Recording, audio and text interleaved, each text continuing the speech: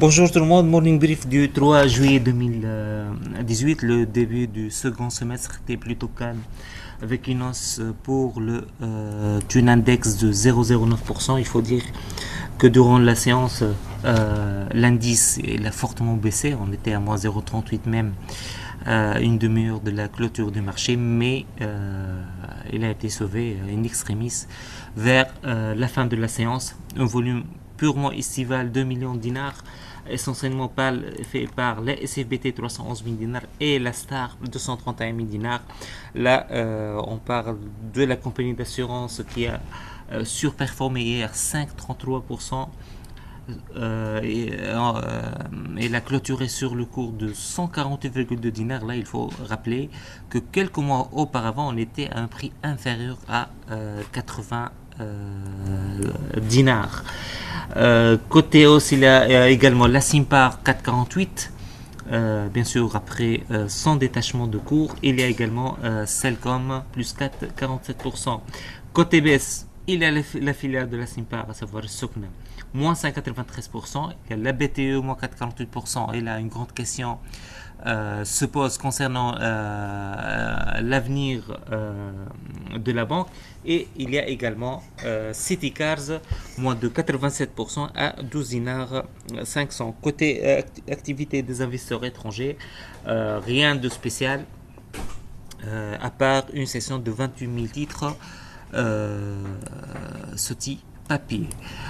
Concernant l'actualité, alors c'est une actualité qui concerne le marché de la dette. Tout d'abord, il y a ce communiqué de la part de la BIAT concernant la prolongation de la période de souscription de son emprunt obligataire subordonné sans recours public à l'épargne. Donc c'est un placement privé. Cela témoigne qu'il y a vraiment des problèmes de liquidité sur le marché financier tunisien, puisque là on parle de la meilleure signature sur le marché.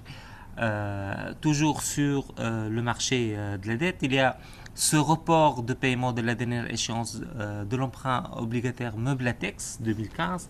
Donc le remboursement était prévu hier, il a été reporté au 31 juillet. On peut qualifier ça de défaut de paiement, mais ça n'a pas été largement vu, en tout cas par les acteurs du marché. Toujours concernant la dette, il ne faut pas oublier qu'aujourd'hui, il y a l'adjudication de la part du gouvernement qui cherche à lever 100 millions de dinars, bien sûr. On verra ce qui va se passer au niveau des taux, avec une concentration attendue sur la ligne 2021. On termine avec deux nouvelles.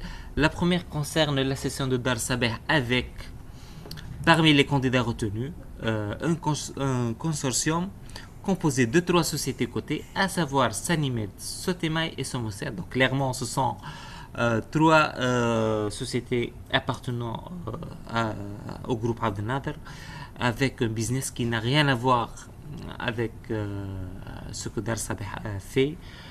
Donc on verra si ce dossier ou la candidature de ce groupe, de ce consortium sera retenue, sachant qu'il y a 2 autres candidats, à savoir M. Mohamed Raouf Chikrouhou et la société Tunisie Assistance. La deuxième concerne donc tout ce qui est cette polémique autour du prix du lait. Et on a 2 sociétés là, on a Delis Holding, on a Alben qui opèrent dans ce secteur. Là, il faut préciser que rien n'a été signé pour le moment, mais ce qui est sûr, c'est que l'augmentation, si elle aura lieu, son montant sera de 180 millim. Donc la répartition et la part de l'industriel, elle est de 46 millim seulement. Donc là, il faut bien préciser que pour les industriels, c'est un jeu à somme nulle, puisque les 46 millim qui seront ajoutés au prix, et donc on verra ça au niveau du chiffre d'affaires, bien évidemment, ce même montant sera déduit des subventions reçues par l'industriel, puisque, in fine, l'État cherche à réduire ses subventions, sinon cette réforme n'aura pas de sens.